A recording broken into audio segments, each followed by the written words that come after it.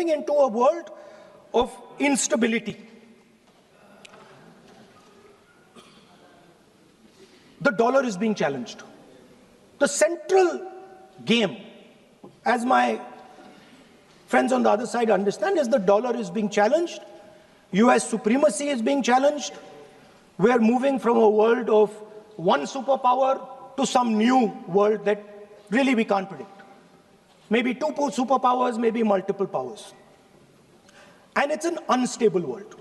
And that is what you have said in your economic survey, and I agree with it, 100%. At the center of this fight is the concept of AI. Everybody says that we are moving into the era of AI. And I'd like to warn the government that AI is going to have many, many consequences. One consequence of AI is going to be that something that we relied on, the Congress Party and the UPA built, the entire Indian IT industry, companies like Infosys, companies that are at the forefront of information technology are going to struggle. They're going to be challenged. The idea of becoming a software engineer, which is a very popular idea in India, going to be challenged. Lots of our software engineers are going to be replaced by AI. So why I'm saying this is we're moving into a turbulent world, dangerous world. Now, when you move into a dangerous world, what is the first thing that you have to understand? The first thing you have to understand is what are your strengths as a person and as a nation. So I'd like to say to the House here what I think are the strengths of our great country. And I would say that the central strength is our people.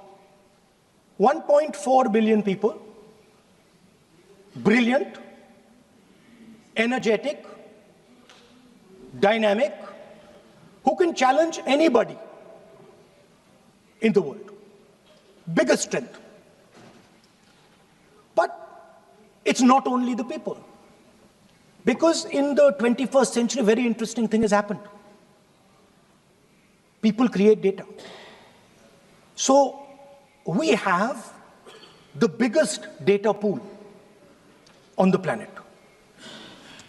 1.4 billion people means massive amount of data is being generated in India, and data is wealth. Everybody talks about AI.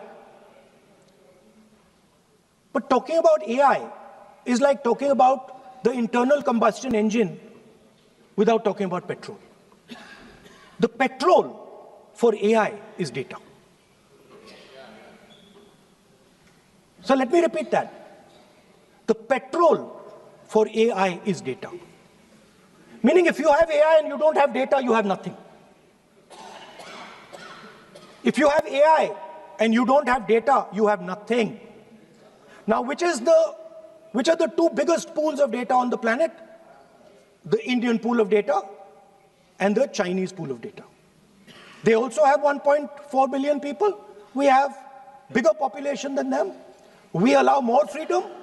We allow our people to do more dynamic things. So we have, in fact, more interesting data. What's the second strength? The second strength, and what do you need in difficult times? You need food. Who produces our food? Our kisans produce our food. Our laborers produce our food. This is what gives us strength. This is what allows that data to be produced. This is what allows that brilliance to be generated. And we fought for food security. Food is abundant today. So that's the second thing. And the third thing, what do you need to run a modern country? You need energy. You need fuel. You need petrol. So these are the three things that need to be protected in turbulent times. Our people and our data, our food supply, the ability to produce food, and our energy system. Now, what's interesting to me is that the budget recognizes these things.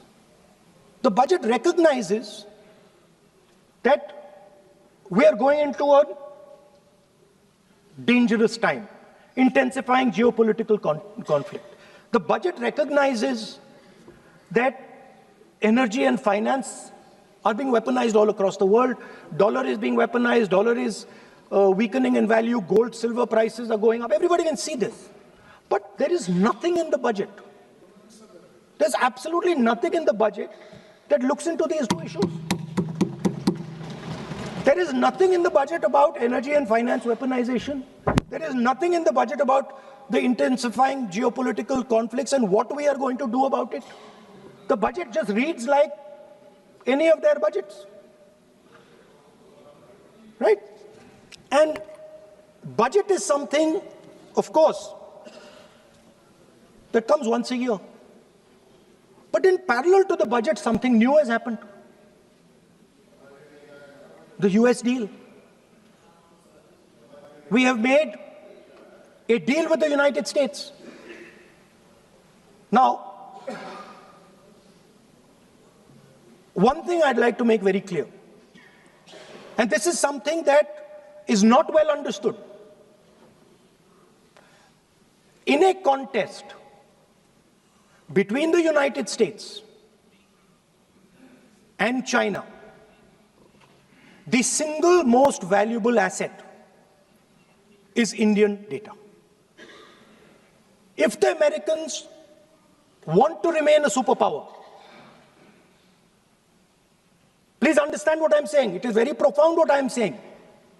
If the Americans want to remain a superpower, and if the Americans want to protect their dollar, the key to that is Indian data. Why? Because the Chinese have a data pool of 1.4 billion people. And you can take European data, you can take African data, you can take American data, add it all up. It does not compete with Chinese data. So the real fight that is taking place, I'm saying what is our strength? I'm saying if India is going to go to the table, then what do we put on the table? What do we say? Listen, this is what we put on the table. And what we put on the table, it's beautiful. What we put on the table is our people. Their wisdom, what they do, their likes, dislikes, their imagination, their fear. This suddenly in the 21st century has got value. In the 20th century, it had no value. I remember so many people saying that population is a weight, population is a disaster. No, population is the biggest asset you can have. It's a strength. But it's only a strength if you recognize that data is important. Now, what is surprising to me? What happened in the deal? If the India alliance was negotiating with President Trump, I will tell you what we would say. The first thing we would say is, President Trump, the most important thing in this equation is Indian data. You want to protect your dollar? You want to protect your dollar? We are your friends. We appreciate you. We want to help you protect your dollar.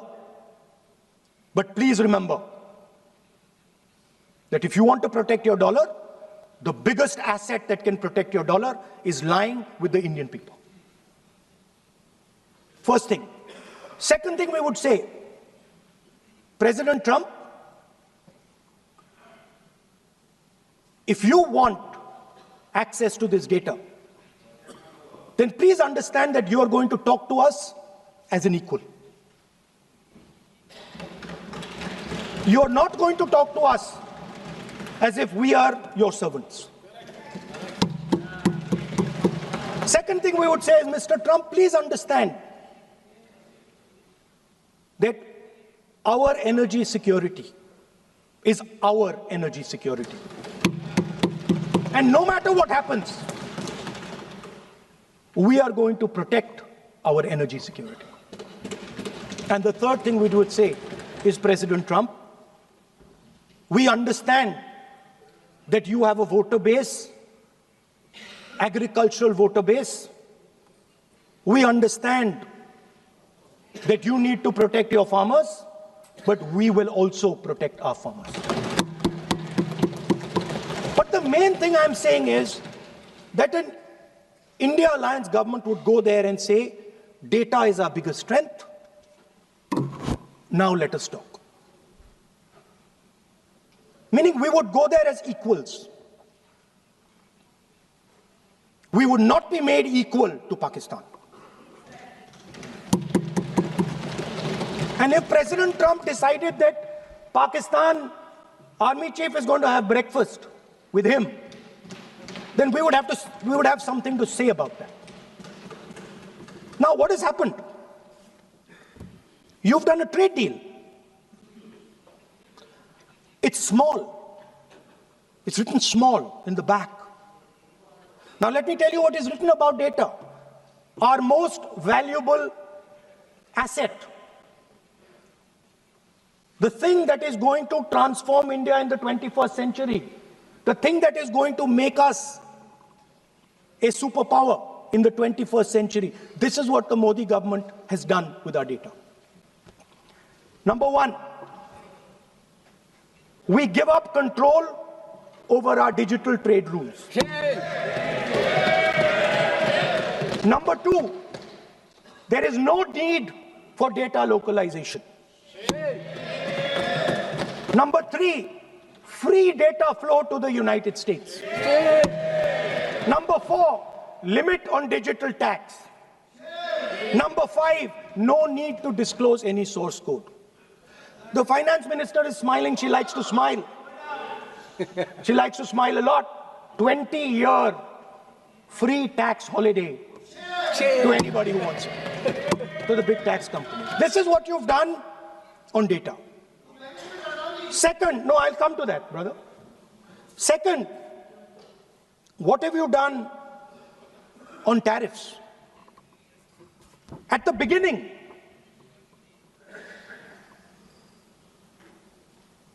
%3 was the average. 3% was the average. It has now gone up to 18%. A 6% increase. 6x increase. Sorry, thank you. US imports to go up from $46 billion. You're talking about our budget. US imports to go up from $46 billion to $146 billion. I mean, this is absurd. This is absolutely absurd. And they have no commitment to us. We have a commitment to them. We are going to add $100 billion a year to your imports, and no commitment to us. We're just standing there like fools.